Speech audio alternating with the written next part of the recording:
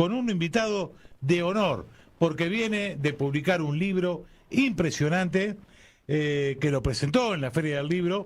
Estoy hablando de nuestro amigo y compañero Cristian Arias. El libro se llama Militares versus Democracia para nuestra América Latina y el Caribe. Muy buenas tardes, Cristian. Un placer enorme que estés con nosotros. Para mí siempre un placer estar aquí en A Voz Patria, en Radio Con Aguante. Ahora en otra posición, ¿no? Un poco hablando... En calidad de escritor. En calidad, en este caso, más que escritor, así en general, aportando algunas ideas del trabajo de investigación al debate político e intelectual sobre las Fuerzas Armadas en América Latina, con un libro que tiene una pregunta sugestiva, ¿no? De Fuerzas Armadas versus democracia es en pregunta, un interrogante, ¿no? Que es sugerente para abrir ese debate precisamente. Para mí es un debate medular porque para todo el mundo, ¿no? Alguien que no conoce que usted escribió ese libro. Que no fui solamente yo, ¿no? Eso tengo que aclarar. Colectivo. Ahí trabajamos, por lo menos en la parte de la compilación en general y el trabajo que venimos haciendo en el grupo de estudios de Fuerzas Armadas y Democracias dentro del Centro Cultural de la Cooperación, con Luis Weiner, con Mariano del Popolo y con Tamara Lachman, que además hemos invitado en el desarrollo de los capítulos del libro a una serie de investigadores, militares, analistas y gente que ha incluso estado en la toma de decisiones políticas del ámbito de la defensa. Mire, yo le decía que interpela mucho, a pesar de que yo no leí el libro todavía. La profesora Valdés está dando vuelta ahí. A él también le puedes decir profesor Cristian Arias, con mucho más. Yo me llamo Silvia Valdés, te cuento, no me llamo profesora. Bueno, ya sé que es jubilada. Pero lo conocí cuando todavía no era profesor. Estaba en esa pelea. Digo que interpela mucho esto. Para algunos gobiernos que se llaman progresistas, de su relación con las Fuerzas Armadas. Porque seguramente ustedes deben de tocar en este libro aquellos países que fueron tomados por el Plan Cóndor, ¿no? ¿Cómo es hoy la relación de esos gobiernos progresistas? Estoy hablando claramente de Uruguay, Chile, en algún caso también Brasil. ¿Cómo está su relación con las Fuerzas Armadas hoy? ¿No? Ya que han pasado un montón de años, ¿no? En el caso de Uruguay, 39 años, 40 años. Argentina, en algún momento, bueno, ahora en este momento no, pero hasta hace muy poquito, con un gobierno de otro tipo, que yo creo que no podemos ocultar determinadas cosas, ¿no? Hay que decir la verdad. Bueno, en primer lugar uno tendría que... decir que ahí se han construido en cada uno de estos casos modelos de gestión de la defensa y la seguridad diferenciados, ¿no? Y en algunos casos, o por lo menos en dos casos muy particularmente, diríamos que se han basado, y esto nos lo aporta un poco en la perspectiva incluso metodológica, Jorge Battaglino, con una fuerte autonomía de las Fuerzas Armadas en el caso de Brasil y en el caso de Chile, ¿no? No así en el caso, por ejemplo, de Argentina, que diría uno ha tenido una trayectoria o un derrotero que ha tratado de democratizar o ha tratado de generar una especie de control, ¿no?, por supervisión sobre las Fuerzas Armadas, y ha hecho una serie ha experimentado un ciclo de reformas que permitió, por ejemplo, separar los roles de defensa y de seguridad, de inteligencia interior, ¿no?, de ir generando incluso una modernización en los sistemas de planeación de la ejecución de la política la política de defensa, ¿no? Eso no ha pasado en todos los casos, no ha pasado, por ejemplo, en el caso de Brasil y Chile, como lo decía. Ahí, en esos dos casos, particularmente lo que vemos es grados muy altos de autonomía que sí, en el caso de Brasil se fueron exacerbando en los últimos años, precisamente con la presencia de Jair Bolsonaro, un personaje que viene de ser oficial de las Fuerzas Armadas, de tener una ascendencia donde el corporativismo y el anticomunismo son factores aglutinantes. Yo diría que un poco esto también se puede verificar en el caso colombiano, pero con otra trayectoria, ¿no? Un poco en el análisis que hacemos también en el libro, para ese caso en particular, lo que tratamos de demostrar es hay una autonomía, hay una formalidad, ¿no? en el régimen político, donde los políticos tendrían el rol de conducir a las Fuerzas Armadas formalmente, después de la Constitución del 91 sobre todo, pero que en los hechos se verifica que las Fuerzas Armadas siguen teniendo un grado de autonomía, sigue abriendo una especie de campo intocable, donde los militares definen la política militar, la política de seguridad, la contrainsurgencia, ¿sí? Y ahí es donde uno empieza a notar que precisamente siguen habiendo rémoras de una época fundamentalmente antidemocrática y de una intervención estadounidense muy fuerte, porque todo eso se fue forjando a partir de la influencia de las doctrinas, por ejemplo, de la seguridad nacional en América Latina. Y con la paradoja de que los Estados Unidos le enseñaron a los militares latinoamericanos a ejercer funciones de policía, es decir, a intervenir en la seguridad interior, cuando ellos en su propio sistema político lo tienen impedido por la ley Posse Comitatus. Entonces yo creo que ahí se abren unas discusiones interesantísimas para pensar en la realidad y sobre todo con cierta información, porque los paradigmas de la guerra contra la droga, de la guerra contra el terrorismo, de la proliferación de las amenazas criminales transnacionales han llevado a que en los medios se difunda información muy imprecisa y que incluso lleguen a lugares de conducción política personas como Patricia Bullrich, que no tiene el más mínimo, por lo menos no tiene la intención de diferenciar de fondo lo que está tratando de ejercer en la política, y que no solamente confunde, sino que genera efectos perniciosos. Fijémonos que ella, si no estoy mal, estuvo en Rosario, no sé si fue en marzo de este año, ya el año pasado, acompañando una especie de operativo donde de inmediato declaró la guerra al narcoterrorismo, ¿no? Y directamente convocó a que los militares se fueran en ese lugar a tomar cartas en el asunto, cuando acá hay una legislación de por medio que incluso requiere hasta una especie de tratamiento con los militares también en la discusión, porque la realidad es que los militares han sido por mucho tiempo se ha resistido mucho a ejercer labores de policía, y más en Argentina, donde la legislación, producto, digamos, de la experiencia del terrorismo de Estado ejercido en la década de los 70, de los posteriores levantamientos y una serie de conflagraciones que se han ido dando en las últimas 3 décadas, han quedado,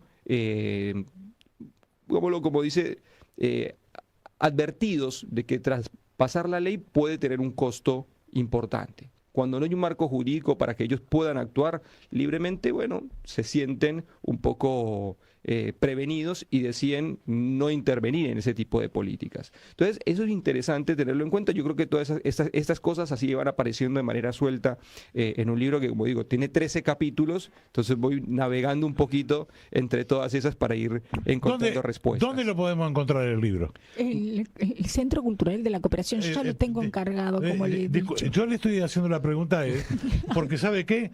Por suerte tenemos más de un oyente para que lo vaya a comprar donde esté. Por eso. No tiene por qué ir al Centro de la Cooperación solo. ¿Dónde más está? Entiendo que por ahora se puede comprar en el Centro Cultural de la Cooperación, seguramente también en la librería Badaraco, que está en la calle Entre Ríos, ¿no? Por internet, por supuesto, se puede encargar, incluso si entran a la página web del Centro Cultural, desde ahí mismo pueden hacer la compra online, así que esa es una de las modalidades más prácticas para adquirir el libro Militares versus Democracias, Fuerzas Armadas y Democracias en América Latina. Bueno, como ustedes han visto, sin espolear el libro, está bueno que lo podamos tener y poderlo leer, y vamos a tratar de hacer un análisis, porque esto nos compete a todos, ¿no? Por supuesto. Porque, sí. No, yo quería hacer una pregunta a Cristian sobre interrumpa. Porque, adelante. Una pregunta concreta, y es: ¿cuál fue la reacción del ejército y de la ultraderecha colombiana con la presidencia de la CELAC y el viaje, sobre todo a Beijing, reciente de Petro? No, bueno, es muy reciente como para advertir. Yo no estoy en las, ¿cómo se dice? En la cocina. Exactamente, ese término es eso. uruguayo, la ¿Ah, sí? cocina, sí, sí, sí, sí. No estoy en la cocina, entonces, como dirían los uruguayos. Pero presiento de que se vienen adaptando a una política que vienen desmarcándose de la dependencia estadounidense, ¿no? De la dependencia estadounidense e israelí, Sí, ¿no? Porque eso ya viene, sí. son fenómenos que vienen ocurriendo ya, digamos, desde el año pasado. Si no estoy mal, fue en el mes de mayo del año pasado que el gobierno de Gustavo Petro decide romper relaciones con Israel, y eso implica a futuro incluso no renovar contratos con las empresas militares israelíes que proveen distintos servicios y bienes a las Fuerzas Armadas en Colombia. Los militares de un modo lo que han dicho es, bueno, nosotros tenemos un ciclo de planeamiento con el cual debemos cumplir, de modo tal que vamos a recurrir incluso a las capacidades propias. Recordemos que el Plan Colombia, entre otras cosas, ha desarrollado una especie de complejo militar industrial periférico en el país, con lo cual cuenta con un grupo, un segmento de empresas industriales militares, que son las que producen, por ejemplo, municiones, fusiles, algunas producen incluso drones, hacen mantenimiento de aviones, embarcaciones, etcétera. Entonces, con eso ellos han logrado irse adaptando, pero seguramente hay un segmento que ideológicamente no comparte precisamente esas aproximaciones, porque hay una visión geopolítica contrapuesta. Ahí hay un choque en sí de intereses geopolíticos de quienes han estado siempre adoctrinados incluso para despertar y estimular una especie de afinidad, de simpatía y reproducirla dentro de sus tropas con la ideología de los Estados Unidos, ¿no? Claro. Y que puede haber otro sector que haya pervivido de manera como, ¿no? Lagunar ahí, resistiéndose a esa orientación, pero que mayoritariamente sí se ha configurado una adulación, diría yo, al modelo de fuerza que tienen los Estados Unidos. ¿Y eso por qué? Porque entre el 2000 y el 2020 se capacitaron a través del el Programa Internacional de Entrenamiento y Educación Militar más de 100.000 militares y policías. 100.000. Eso quiere decir que en todas las líneas de formación se ha ido diseminando ese paradigma que tienen los Estados Unidos hacia América Latina. Y por eso digo, se ha constituido una afinidad entre los militares colombianos y los estadounidenses. Claro. Cristian, no puedo dejar de preguntarte, vos sos un ser político, analista además, de que hubieron elecciones en la ciudad de Buenos Aires, donde vos residís. Exactamente. Así que seguramente alguna mirada debes tener por estos días.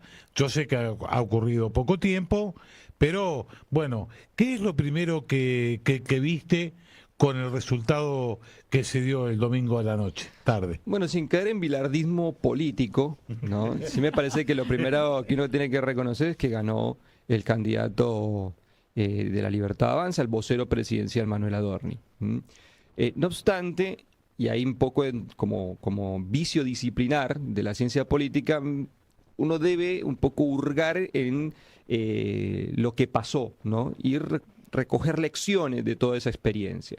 Porque por otra parte uno sí se puede encontrar con que el candidato que le sucedió, ¿no? Leandro Santoro, después podemos hablar un poco de su programa, etcétera, pero ese candidato no fue derrotado, vapuleado, ¿no? Es un candidato que sacó una diferencia porcentual de 3 puntos y que logró incluso introducir 2 bancas más en la legislatura de la ciudad de Buenos Aires, ¿no? La Libertad Avanza, que venía de tener 3 nada más, con su renovación alcanza a tener 14 en total, mientras que lo que sería la Unión por la Patria, digámoslo, el frente del peronismo en general, pasa a tener 20 y se constituye como primera minoría. Totalmente. ¿No? Entonces es muy importante también tenerlo ahí, porque si no es recuperar permanentemente el discurso del ganador, ¿no? Que nos dice, perdieron todo lo demás, nosotros somos los grandes victoriosos. Y la realidad es que en la política después van a tener que hacer muchas negociaciones. Ciertamente tienen un clima donde la correlación de fuerza los favorece para ellos imponer ciertas cuestiones. Incluso tienen muchos saltimbanquis, ¿no? Hay mucha migración incluso, no solamente de votos, sino también de representantes de lo que era la hegemonía de la ciudad del Partido Propuesta Republicana, o más conocido como el PRO, que esta es su cuna, ¿no? Esta es la primera vez desde el 2007 que pierde una elección en su bastión, ¿no? En su ciudad, en su lugar de origen. Entonces, ese también es otro dato importante. Ahora, un dato que es, digámoslo, interpelador, y diría yo, para todas las fuerzas, pero fundamentalmente para las fuerzas alternativas, es que haya votado apenas la mitad de la población, ¿no? Una participación del 53% en una ciudad donde ha tenido picos de 78%, o que en el 2023 tuvo 75, implica que una caída de 22 puntos, ¿no?